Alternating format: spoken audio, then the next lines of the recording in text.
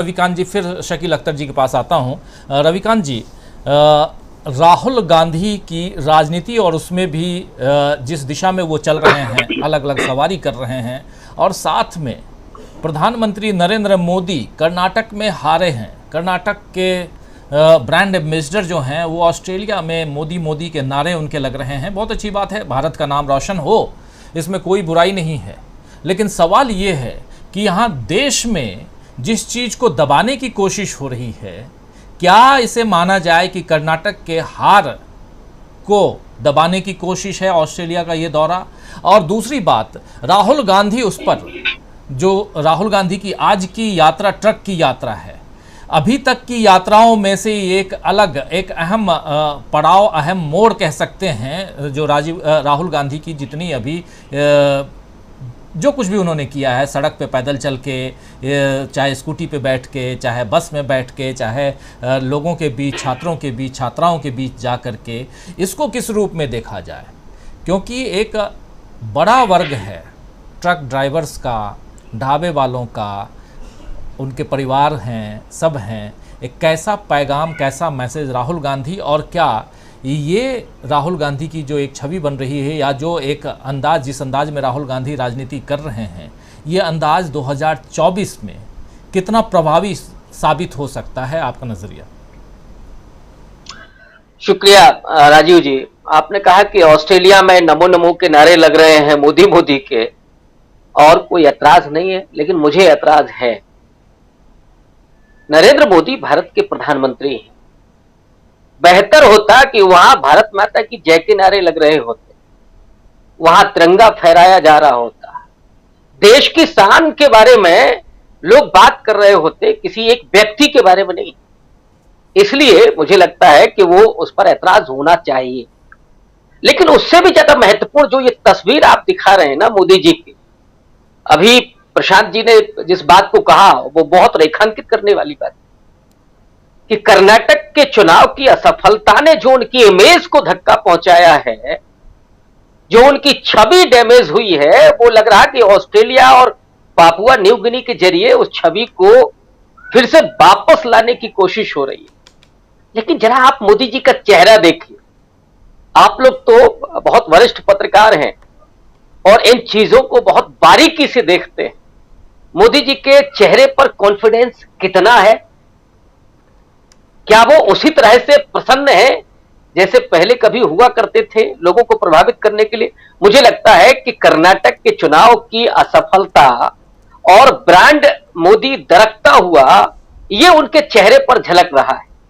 वो कोशिश जरूर कर रहे हैं उसको फिर से वापस लाने की, लेकिन वो चेहरा सब कुछ कह दे रहा है। दूसरी तरफ राहुल गांधी है, वो राहुल गांधी जो अब जननायक बनने की तरफ अग्रसर है। जननायक वो होता है जो लोगों के बीच में होता है और लोगों की कहानियों का हिस्सा बन जाता है। राजीव जी, आने वाले दौर में हम और आप तो महानगरों में बैठे हुए हैं, जो भारत के 80 करोड़ लोग जो गांव में और कस्बों में रह रहे हैं, वे लोग राहुल गांधी की कहानियां सुनाएंगे बच्चों को। अभी जैसे हमारे प्रोफेसर साहब जिस तरह से बहुत कहानी के लिहाज से जो बातें करते हैं और उनकी जो संप्रेषणीयता है वो अद्भुत है, वैसे ही जो लोग उनसे मिल रहे हैं, चाहे वो ट्रक ड्राइवर हो, चाहे वो स्कूल और कॉलेज के विद्यार्थी हो, चाहे गुरुद्वारे के लोग हों, पूजा करने वाले, इबादत करने वाले, वे लोग भी राहुल गांधी की, या ये जो लड़कियां हैं या वो महिलाएं जिनको वो सीट दे रहे हैं, वो जीवित किंवदंती जिसको हम कहते हैं राहुल गांधी, उसकी तरफ बढ़ रहे हैं। और वहीं से मुझे लगता है कि इस भारत की तस्वीर भी बदलेगी और तकदीर भी बदलेगी। क्योंकि जो सबसे ज्यादा जिस चीज की कमी महसूस हो रही थी भारत जोड़ो यात्रा के समय भी, मैं जिस बात को कह रहा था कि वो कहानियां और वो किस्से में तब्दील होना बस बाकी है। फिर ये जो प्रोपेगेंडा मशीनरी है, ये जो रात दिन जो गोदी मीडिया जो चलाता है, इसको भी कोई सुनने वाला नहीं है। ऑब्वियस है कि मिडिल क्लास ने और हायर क्लास ने तो वो टेलीविजन चैनल छोड़ दिए हैं, वे अखबार पढ़ने बंद कर दिए हैं। लेकिन इस देश का जो गरीब आदमी है, लोअर मिडिल क्लास है, वो अभी भी मनोरंजन के लिए वो टीवी चैनल खोलता है, देखता है। लेकिन रात दिन जो वहां पर प्रपंच चलता है, बिल्कुल महामानव की पूजा के स्टाइल में, उसको देखते देखते वो बोर होने लगेगा। बहुत सारे लोग तो बोर हो चुके हैं। मुझे नहीं लगता कि हम में से कोई टेलीविजन चैनल देखता होगा। वो गरीब आदमी भी उन कहानियों से, राहुल गांधी ने जो किया, अभी मैंने देखा कि किसी ने लिखा फेसबुक पर कि जरा अपने वाले से ये करवा के दिखाइए। राहुल गांधी जिस ट्रैक पर चल रहे हैं, 56 इंच की छाती का दावा करने वाले, क्या नरेंद्र मोदी कभी ऐसे ट्रक पर चढ़ सकते हैं, सवारी कर सकते हैं? ये लोग पूछेंगे, ये लोग बात करेंगे। और इसीलिए मैं कह रहा हूं कि राहुल गांधी वो कहानियों और किस्सों में जब आएंगे तो इस देश के जननायक होंगे। और गांधी जी जो इस देश के राष्ट्रपिता हुए, उनको कौन सा पद मिल गया? उन्होंने कोई पद लिया था क्या? वो चाहते तो राष्ट्रपति होते, प्रधानमंत्री होते, और उनको नोबेल प्राइज तो मिलते मिलते रह गया। लेकिन वो इन सब से परे, उससे भी कहीं बड़ी स्थिति में गांधी जी आज पूरी दुनिया में। और ये भी मैंने देखा, ट्विटर पर किसी ने लिखा कि सबसे बड़ी सजा मोदी जी के लिए ये है कि विदेश में जाते हैं तो गांधी जी की उस तस्वीर पर कभी माला चढ़ाना पड़ता है, कभी उनकी मूर्ति का अनावरण करना पड़ता है। इससे बड़ी सजा क्या होगी? क्योंकि भारत में तो वो जिसको पूजते हैं, जिसको मानते हैं, वहां कैसे उनका दिल करता होगा और कैसे वो अनावरण करते होंगे। तो ये, और वो यहां तो बोलते ही है, यहां उनको लगता है कि जो लोग हैं वो इसी तरह से मरने के लिए अभिशप्त हैं।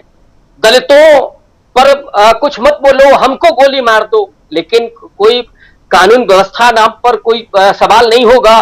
लेकिन वहां जाकर के बुद्ध की बात होगी, गांधी की बात होगी।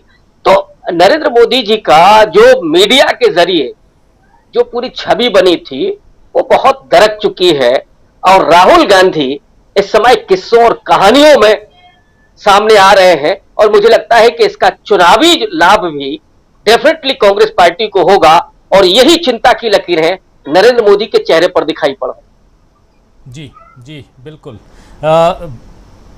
शकील अख्तर जी, आपसे समझना चाहता हूं, राहुल गांधी का ये अंदाज, अभी कुछ दिन पहले आपने एक ट्वीट किया था कि किसी और ने कर्नाटक का चुनाव जितवा दिया।